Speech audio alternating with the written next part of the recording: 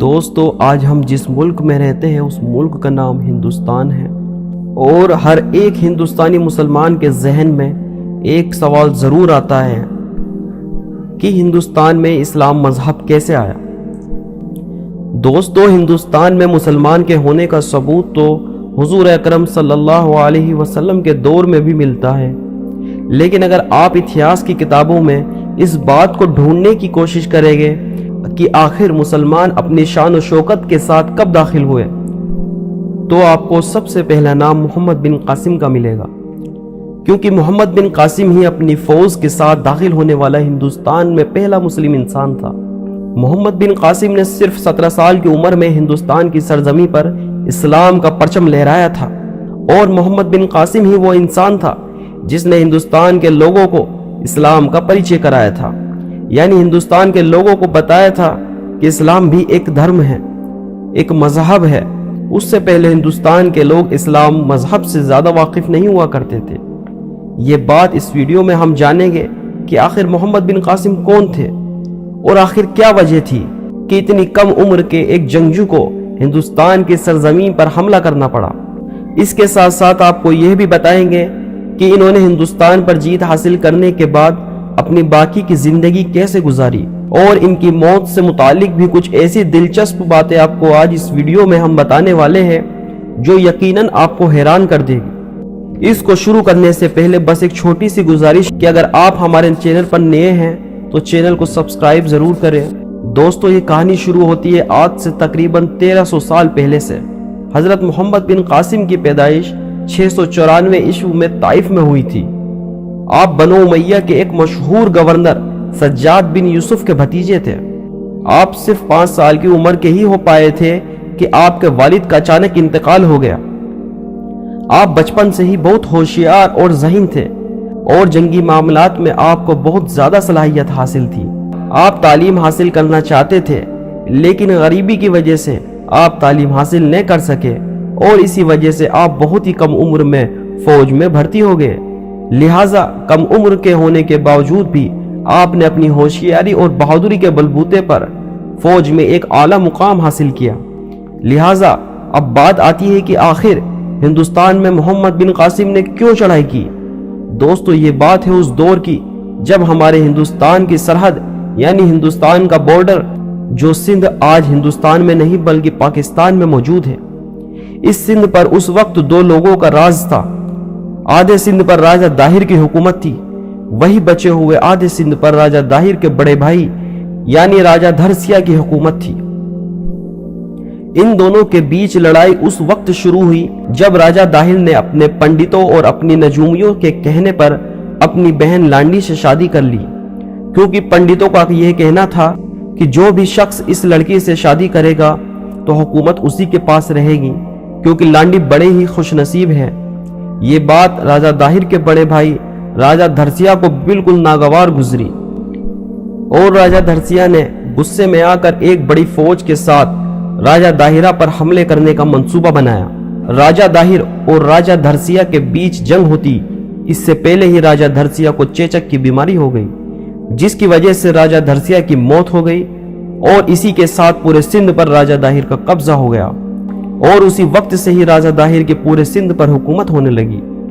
راجہ داہر ایک ظالم بادشاہ تھا جو اپنی رعایا پر بڑا ہی ظلم کرتا تھا۔ ایک بار کی بات ہے، لنکا کے ایک گورنر نے عراق کے مسلم گورنر کو تحفے بھیجنے کے لیے ایک جہاز روانہ کیا۔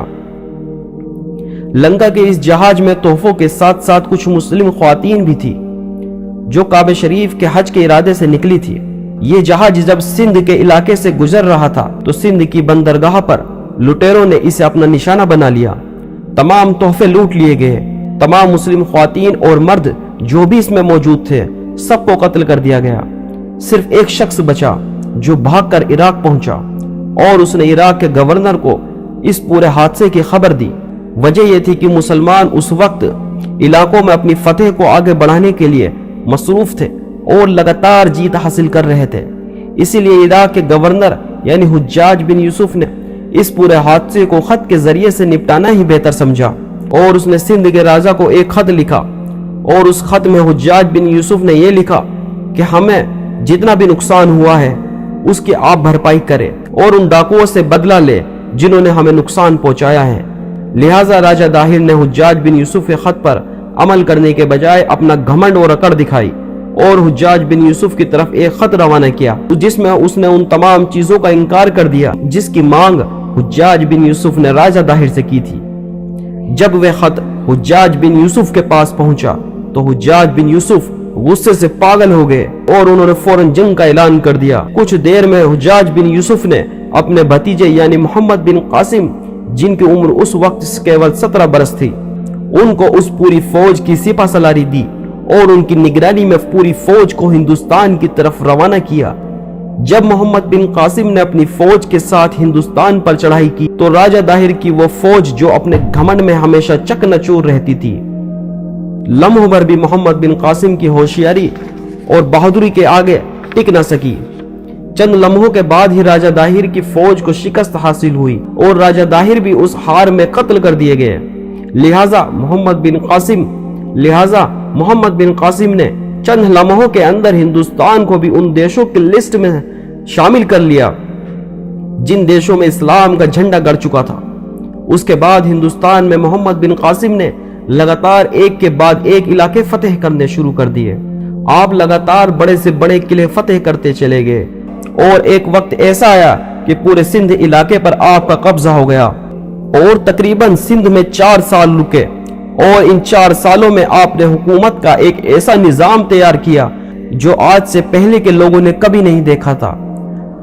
آپ لوگوں کے درمیان بہت زیادہ مشہور ہو گئے تھے۔